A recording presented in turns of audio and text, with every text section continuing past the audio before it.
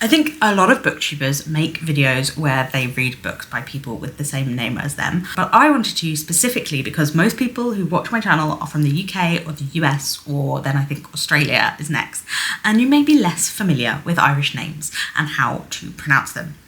And my name is this one right here, Róisín. That is pronounced Róisín, or Róisín. Róisín is also correct. And despite the fact that I have said it in the start of my videos for ages, still once when I made the quarter year crisis book tag and people credited me with it in their videos, they would still pronounce my name wrong, even if they had watched that video where I say, hello, my name is Róisín at the very beginning. I thought I should correct that by saying the name Róisín over and over again in a video until you learn how to say it.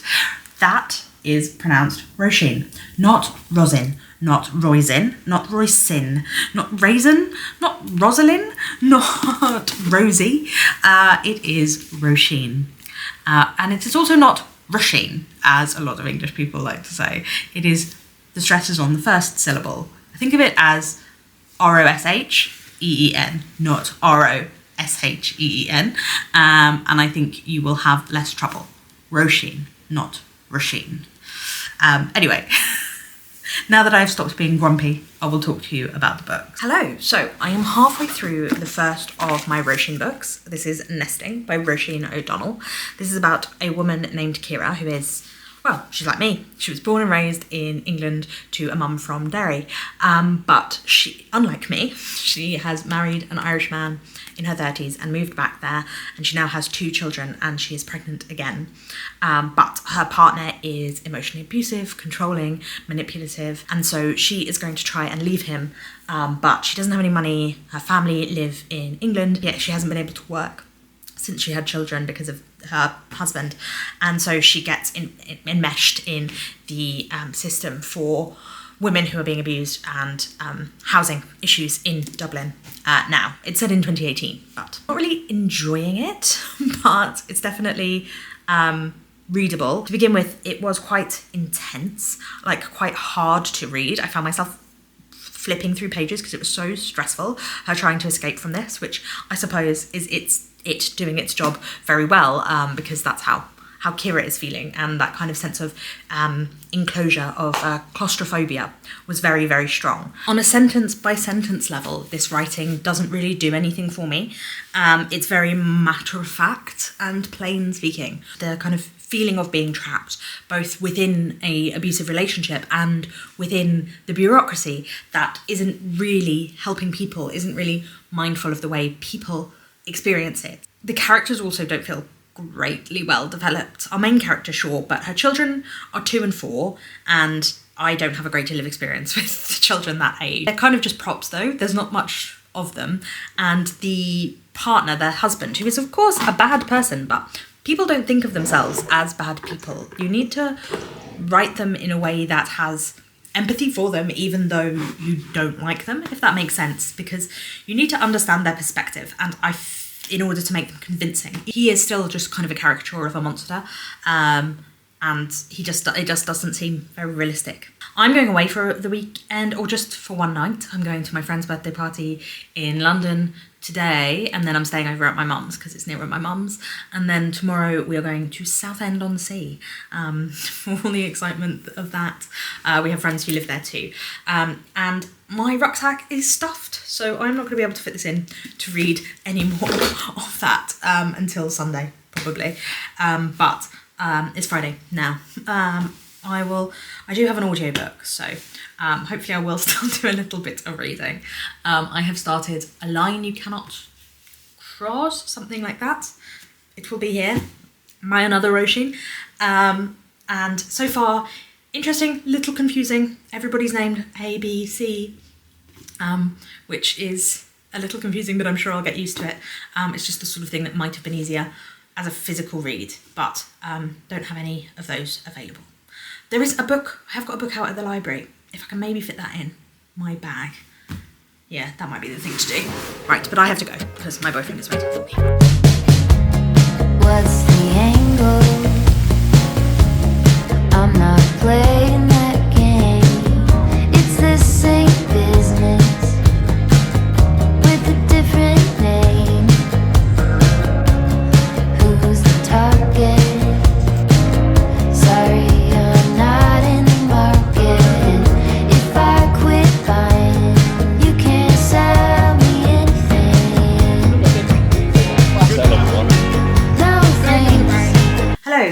can't remember when I last spoke to you or what I've spoken to you about. I've been ill, and I feel like every single vlog I've talked to you about, I feel like every single time I'm vlogging on this channel this year, I've been ill. It's been a sickly year for me. But I have finished Nesting by Róisín O'Donnell, and it didn't really improve for me. What I said about it earlier, I think maintained. I can see the point that it was making, the way that it was looking at the way that bureaucracy is kind of not built for victims. It's not a victim-centric thing that helps support women, but in this circumstance, women dealing with domestic abuse and trying to leave, and also the housing crisis and how that affects people in situations like this. But I don't think that it did so in a particularly interesting or novel way. To begin with, as I said, I found myself very stressed and like having to rapidly pace through it, which I guess was intentional because that's how our main character was feeling, and that worked, but as I was going through it, it felt very repetitive and draining, which again is how our main character was feeling, so I'm sure was done on purpose, but made for a not enjoyable or compulsive read. It was a book that I wasn't really interested in going back to a lot of the time. Also, as I said earlier, I think a lot of the characters are very underdeveloped. The children are very young, so you don't expect much from them in the way of development, and I think a lot of writers struggle to write children. But our main antagonist, I don't think there was any sense that he understood himself as anything other than an antagonist. Like, I know that he is the villain of the piece and what he is doing is bad and wrong, but the ways that he's supported by a culture and the ways that he could believe himself to be in the right, I feel like those weren't properly explored. It's not his story, but I do feel like he was just kind of cartoonishly bad. And also our main character was a little too fortunate as well in other ways. There was a lot of luck and a lot of ease built into her experience. Not so much, like I've said, about the bureaucracy, but there was just a lot of lucky chances, which I guess is true in real life, but it just felt too formulaic for me. Then I am also halfway through I Want to Go Home, But I'm Already Here by Róisín Lanigan. It's about an Irish woman, Anya, who is living in London with her partner Elliot, and they've like just moved in together. And it is a bit about the sort of housing situation in London, where they can never get a house, and then when they do, it seems magical. Like, it seems perfect when they get it, but then all of this sort of stuff is coming out of the woodwork, literally, because this is a horror book. And our main character is mentally unwell and working from home and kind of spiralling and not reliable as a narrator. And it explores her relationship with her partner, their sex life, their kind of dislike of one another, but still sticking with one another. Again, I'm finding it quite dull to a certain extent. I'm finding that it is repetitive, and I'm hoping that the creepiness is going to ramp up, because I really enjoy horror, especially in the summer, when it is a kind of more literary horror that isn't like slashery or thrilling. It is much more like slow paced and looking at societal things through the lens of creepy stuff. But I feel like the creepy stuff is not quite creepy enough for me yet, but I'm going to persevere because I'm hoping it gets creepier. It's readable, but it is not, again, I'm not like drawn to picking it up at the moment. The other one that I'm halfway through is A Line You Have Walked. The author's name I cannot remember, except that it's Róisín. But this, sorry if you can hear my bath running. This is about 3 women over the course of history, which I think I might have already talked to you about this when I first started reading it, but we've got one in the interwar period who is a Jewish woman living in a small community with her husband, and there's this man that kind of is becoming friends with her husband that she's not sure how she feels about him. And then we have kind of a modern day woman who is working multiple different jobs and is also looking at her family history, and is also like her relationships with her friends and their kind of living in London as queer working class people in the modern day.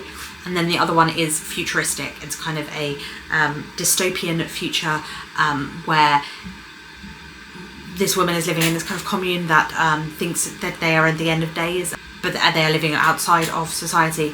And there is a lot of like surveillance capitalism and climate change in this part. And again, it's just okay. I'm not loving the writing style of this. I'm not finding it particularly wanting to pick it up, but I'm intrigued enough to continue, I think. Mostly because it's the only audiobook I'm listening to at the moment, and I am currently knitting quite a lot. Actually, if you're someone I know in real life who has a child or is having a child, please don't watch any more of this video because I don't want you to see what I'm knitting. But otherwise you can continue. Yeah, I want to continue because of that reason. I need to finish, I need an audiobook to knit to. And it's okay. It's interesting enough. It's dealing fairly sort of straightforwardly and as you would expect with climate change and with anti-Semitism, I guess. No, not really. Climate change and history and like what our forefathers have beget to us and what we owe people in the future going forward. There's something about like angels, time travelers, people seeing one another that makes me think that this might be going a bit sci-fi. Some sort of connection between the three of them, and I'm not sure how I feel about that. I don't know, but I don't want to DNF it, not yet at least. So I will give you more thoughts when I'm more coherent, when I'm not half asleep as I feel right now, and when I have finished some of these other books.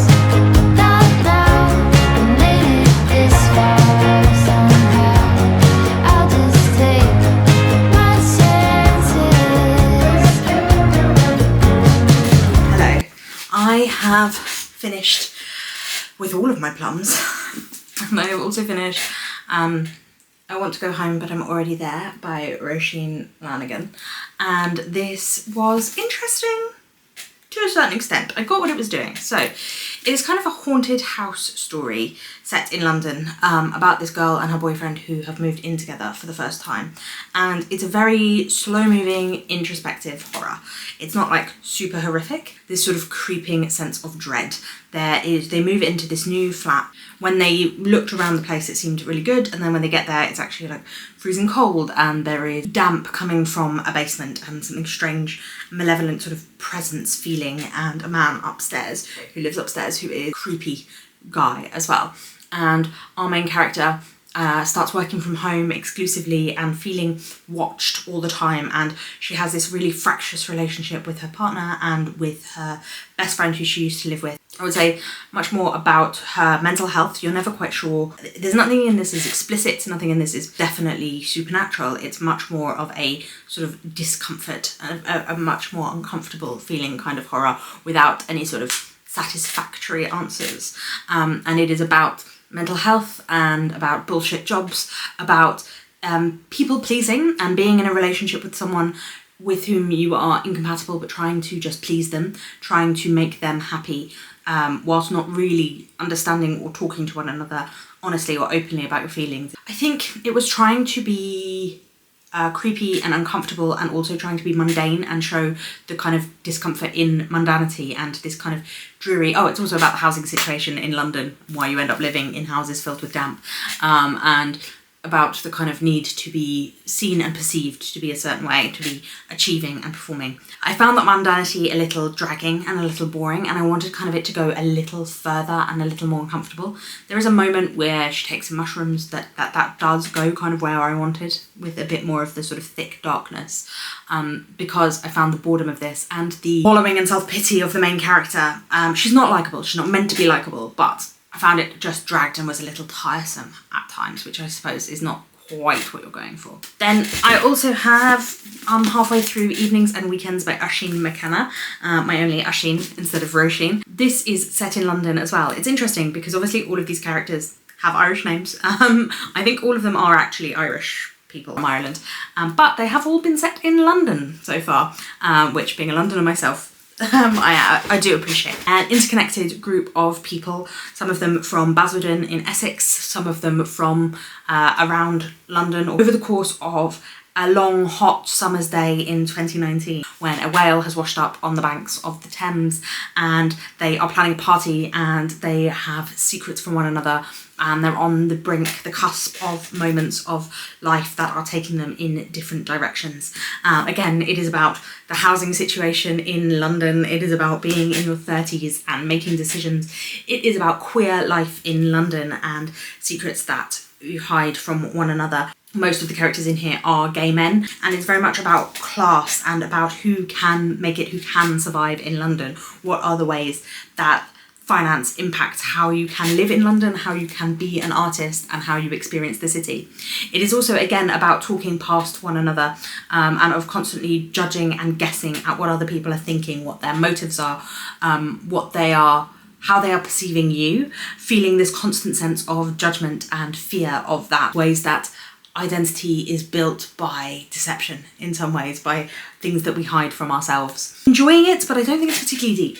I think that it is on the nose with how it is describing all of these things. All of our characters' thoughts have very much like explicit feelings, in a way that I feel like doesn't quite mesh with their sort of anxiety and them hiding that stuff from themselves. The way they talk about the relationship, sometimes it feels like they have to hit that beat just to make it very explicit to you what they're feeling and what they're thinking. I would say again that the characters also don't have that much to differentiate them. They're all, like, apart from like obvious markers of being like a man or a woman, things, they're all having the same sort of frenetic stream of consciousness, anxiety induced. They all have the same tone in terms of their voice, but it is very readable, it is very easy. It reminds me of Girl, Woman, Other by Bernardine Evaristo or NW by Zadie Smith, both very London books. It has that kind of immediacy, that vibrancy, that very, very London specificity. It's enjoyable, it's an easy read, it's very summery, it is fitting to read when it is currently it's a bit cooler, but today it was 31 degrees and I am sweating, as you can probably see from my face. But yeah, it's an enjoyable, it's an easy read. I think I was expecting a little more, some more depth, but you can't win them all, and it is fun and easy, and like I have no interest in DNFing it. So got more that to finish, and my last book to read, Night Swimmers, and a lot of other stuff to do this week.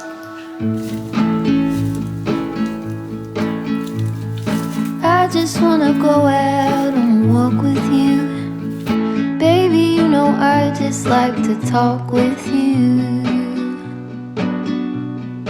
You don't have to tell me anything that's new. I just wanna go out and walk with you.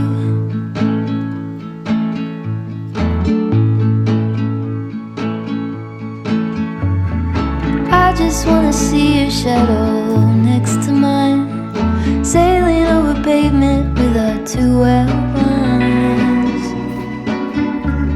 I like to see the shape you're in from time to time. I just wanna see your shadow next to mine.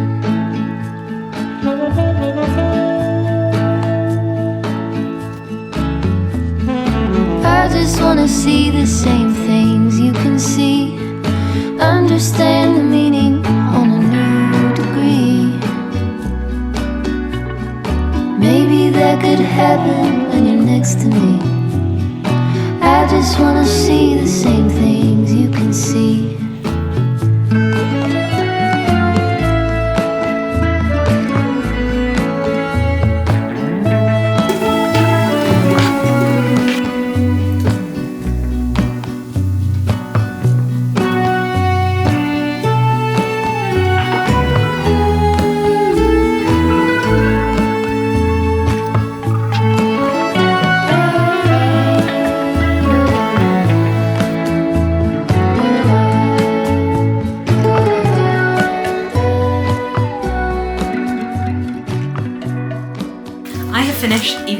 weekends, and I think everything I said for it halfway through stands up. It is very much a book that I could see as a TV series, which I think works for it. It's like a Channel 4, like Chewing Gum or It's a Sin, that kind of vibe. Not quite Chewing Gum, it's not quite as funny as that, but like I May Destroy You, It's a Sin, Chewing Gum, kind of a hybrid of those things set in London. And I think that it would work really well on the screen. There's a lot of vibrant, interesting people characters in it of different generations, although mostly they are people who are just turning 30. The interconnectedness and the way they weave in to one another to build this tapestry that's talking about being particularly a gay man in London in 2019, although not all the characters are, and kind of looking at love and masculinity and class, in particular, how class interacts with everything. Only one of the characters in here was Irish, although she happened to be from Bray, which is where my granny was from, so I did enjoy that. I did also note that in both of these books, which are both set in London, both Irish characters in both of them comment on how English people have never been to Ireland, like a lot of them, and they always apologise as if they should have been. As I said, very engaging, very fun, very fast-paced, very easy to read, but not stupid. Like, I think that this was a really good read for if you don't want anything too difficult or complicated in terms of on comprehension level, but you do want something that's also not brain dead or that's really rude. You also want something that's like is going to engage you and is well done, like I said, like a Channel 4 TV programme. It was fun and good, but it's not going to be a new favourite. I heard a lot of people raving about it, and for me, I felt like the writing style itself, whilst being very like fluid and very personable, I didn't think there was enough like differentiation between these characters, despite the fact we were jumping between them. So yeah, a fun, good summer read, but not one that I'm going to be thinking of a lot, I think, afterwards. I also finished A Line You Have Walked by Róisín, and I liked that one less. As I said, I thought it was going to go a bit sci-fi, and it did, but it was very light sci-fi. It was described as being like Cloud Atlas, and I don't really think that comparison really held up. It's not quite as ambitious or strange as that book. It's much more focused in on just these 3 generations of women. I never really got that drawn in to the plot or the characters, and because it was a book based on that, I think that's where it failed, because I felt like, again, the characters were fairly flat and not nuanced or that interesting, and the connections between them felt a little ham-fisted, a little trying too hard to force them into a connection rather than feeling sort of natural. And particularly the future parts set in this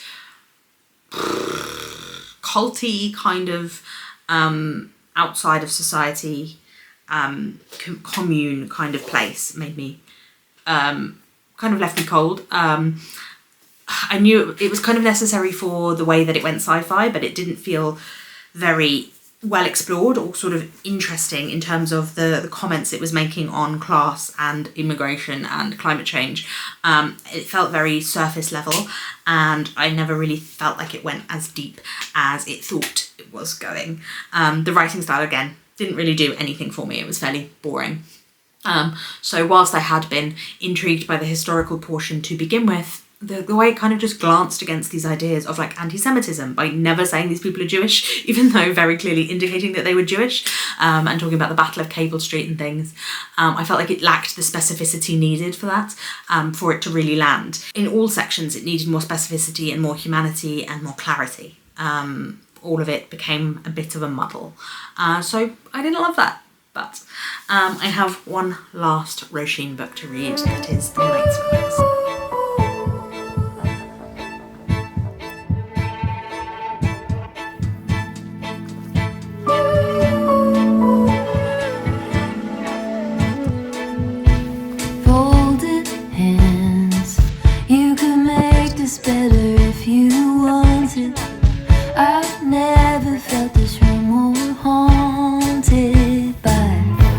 What we had, one pool could make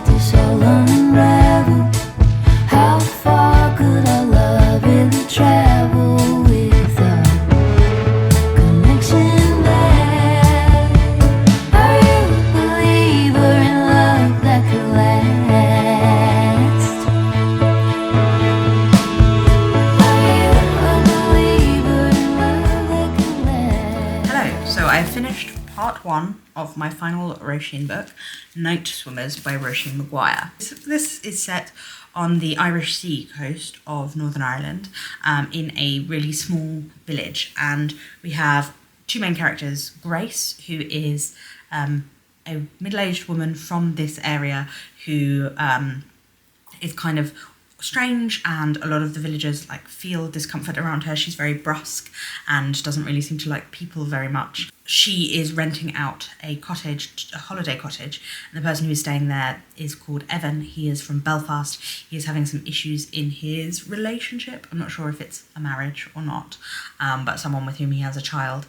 And so she is asked for space, and so he has come to this small community to give her that space, and we can see that something tragic has happened with a child. It is also set in March 2020, so whilst he is at this holiday cottage, the lockdown happens and he is supposed to stay there basically. And so far I am enjoying it. I think the writing is very evocative. Evan is a photographer, and so he's trying to take photos. In this small community, there are a lot of biting, sharp interactions, but with a lot of good humour at the same time, which I am enjoying.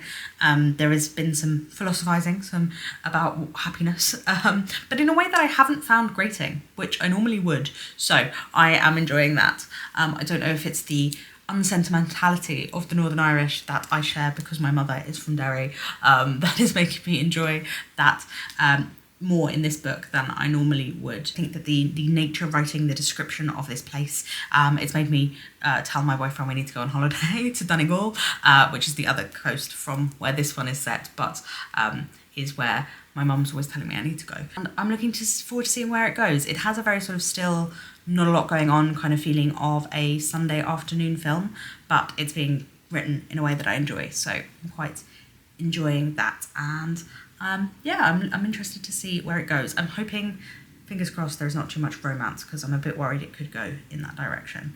And I don't feel like that's what I'm looking for right now. But maybe it will be done in a way that's not annoying. Or maybe it won't go that way at all. And I will enjoy it. Someone's just come to see me. Hello, I am now halfway through Night Swimmers by Róisín Maguire, and I am really enjoying it. It is really slow story, really small story, focused in on these few individuals in this isolated area that is looking at ideas of grief and belonging and identity and stillness and nature. And I think it's really lovely the way that it's doing that. It is so evocative and beautiful in terms of the scene setting, these simple sentences that are using slightly off-kilter word choices in a way that is so evocative of the place and of the emotions. This imagery of our main male character who was on a sea kayak, who was pulled by the toe of the water, feeling the dejection of him riding the waves but not moving himself, and it was just so beautiful. And all of the moments in this I think are really lovely and charming, but I don't think I'm going to finish it in this vlog. So that is not a 100% review because I haven't finished it. I can't tell you whether I still really enjoy it by the end of the book, but so far I am. But I am just so tired, and my fatigue levels are really high. My legs hurt even though I've done nothing. That sort of level of fatigue where it's just hurting to be in my body, and so I don't feel like I'm going to be capable of finishing this, and I don't want to push this vlog off anymore because I already have delayed it. So I'm not going to finish this in this video, but I am, rest assured, loving it. And also I have read, more books in this video than I normally do, so hopefully that will be satisfactory enough for you. And hopefully, if you didn't know before, you now know how to pronounce the name Róisín. I'm not going to do all of the other Irish names because I don't think I'm entirely qualified for that, but at least, hopefully, you will not mispronounce my name anymore.